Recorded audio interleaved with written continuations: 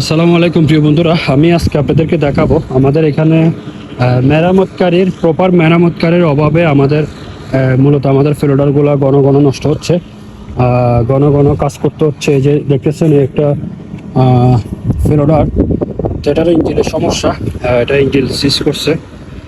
এর মধ্যে দেখতে পাচ্ছেন একটা এখানে দেখতেছেন, এটাও কিন্তু কিছু সমস্যা আছে ইঞ্জিনে। গাড়িগুলো নতুন, শুধু প্রপার কোনো মেকানিক্স নেই। যে চাইনিজ মেকানিক্স আছে সে আসলে সচরাচর গাড়িগুলোর যত্ন নেয় না এবং কাজ করে না।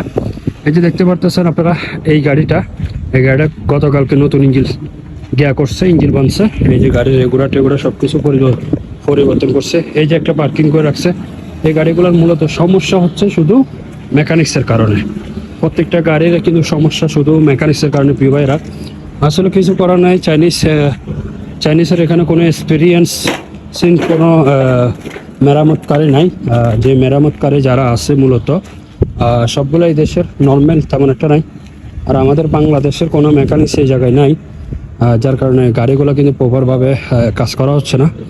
চাইনিজ বেশি বুঝে, যার কারণে প্রপারভাবে কোনো গাড়ির যত্ন নিচ্ছে না, গাড়ি এইভাবে নষ্ট হয়ে যাচ্ছে। তো প্রিয় ভাইয়েরা, ভিডিওটা কেমন হয়েছে সবাই একটু কমেন্ট করে জানাবেন। সবাই ভালো থাকবেন, সুস্থ থাকবেন। আল্লাহ হাফেজ।